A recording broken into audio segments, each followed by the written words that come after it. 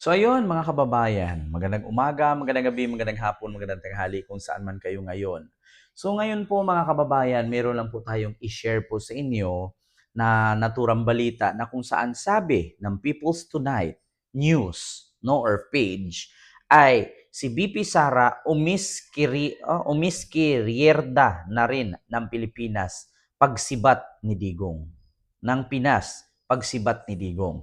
So actually mga kababayan, sa madaling salita sa mga hindi nakakaintindi, according dito sa post ng People's Tonight, no, ito po ay nagbe-base lang tayo sa kanilang post.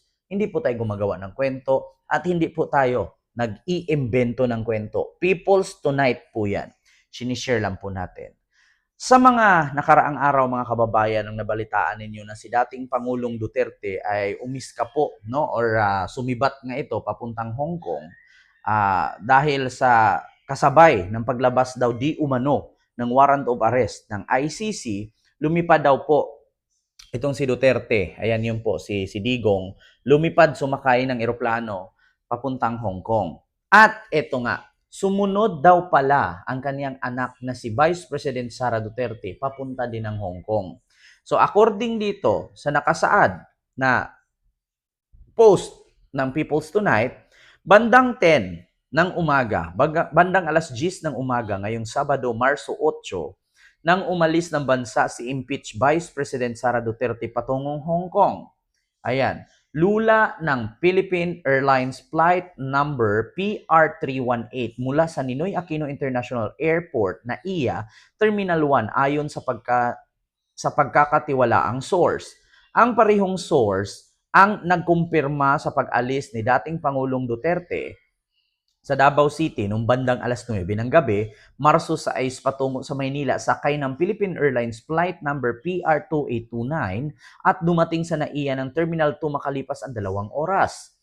Oo, at mula sa Maynila, nagbiyahe patungong at mula sa Maynila, nagbiyahe patungong Hong Kong ang dating Pangulo ng alas 8:42 ng umaga noong Biyernes, Marso 7. Napaulat ang magkasunod na pagbiyahe ng mag-ama papuntang Hong Kong sa gitna ng espekulasyon ng umano'y paglalabas ng International Criminal Court or ICC ng warrant of arrest laban sa dating presidente. Ang Hong Kong ay isang administrative region ng People's Republic of China na sinuportahan ni Digong noong siya ay nakaupo pa sa Malacanang. Naku po.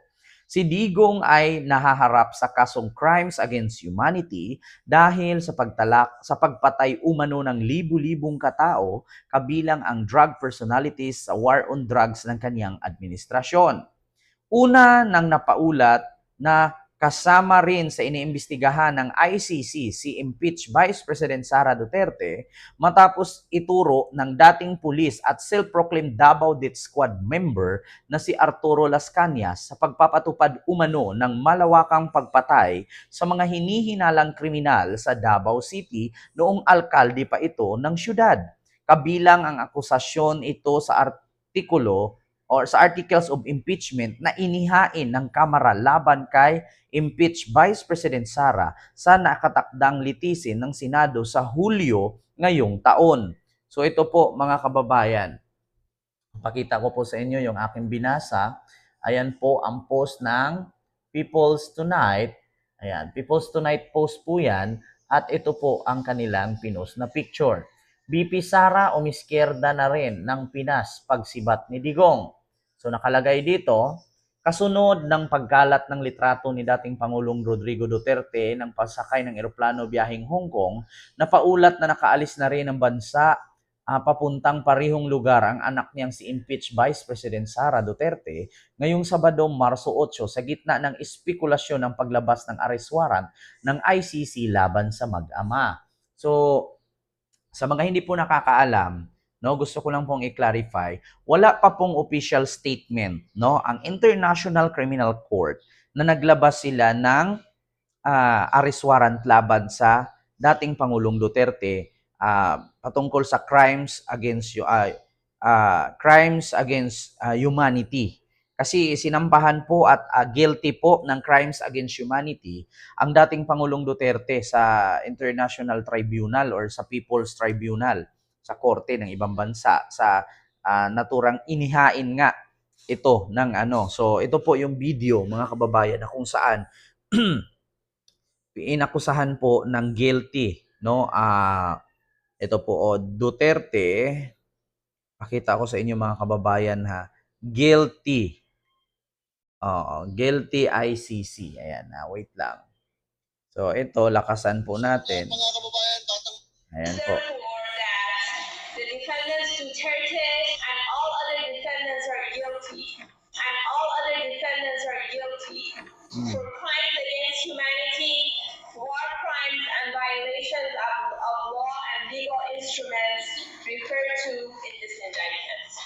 This is the verdict of the International People's Tribunal against President Rodrigo Duterte. Based on the testimonies presented before the court, the president is guilty of human rights violations in line with the alleged extrajudicial killings in relation to his campaign against illegal drugs and political persecution of some activists. Therefore, that Ayan po. the defendants Duterte and all other defendants are guilty. And all other TV5 defendants News are po guilty iyan. for crimes against humanity, war crimes, and violations of law and legal instruments referred to in this indictment. This is the verdict of the International People's Tribunal against President Rodrigo Duterte. Based on the testimonies presented before the court, the president is guilty of human rights violations in line with the alleged extrajudicial killings in relation to his campaign against illegal drugs and political. So napanood nyo po mga kababayan, yan po ay mula sa One News PH na kung saan ito po ay isa sa ng TV5. So nakita nyo naman po at balitang-balita po na hinatulan pong guilty against crimes against humanity ang dating Pangulong Duterte. Kaya kasunod po ng naturang balita ay ito na nga.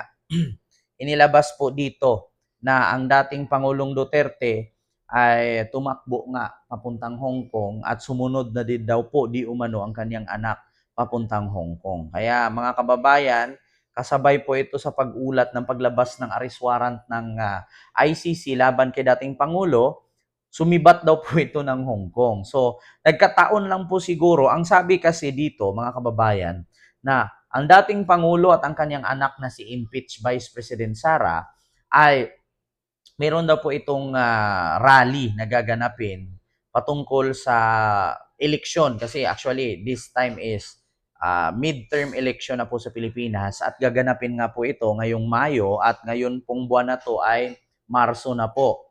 No? So March, April, May, 2 months na lang po ay eleksyon na. So kasabay din po ng kanilang pangangampanya di umano, pupunta daw po sila ng Hong Kong kasi mangangampanya nga daw di umano. Oo. So nagkataon lang po na nagkasabay ang di umano'y paglabas ng warrant of arrest ay sabay din pong lumipad ang mag-ama. Sumunod nga daw po di umano ang anak. No, nung nakalipad ang ama, sumunod ang anak. Oo, so yun po ang binalita ng People's Tonight. So ako lang po ay nagbe-base lang po sa naturang news at naturang post ng itong People's Tonight page, no? So hindi po tayo gawa-gawa ng kwento at hindi po tayo tawag dito, imbento ng kwento. May binabasihan po tayo sa tinatawag na People's Tonight page. Ayan. So, yun naman po mga kababayan, klarong-klaro naman po na umiska po na din po pala ang anak ng dating Pangulo. Lumipad din, sumunod din palang lumipad pa po patungong Hong Kong. So, yun lamang. Maraming salamat and see you next vlog. God first. Thank you. Bye-bye.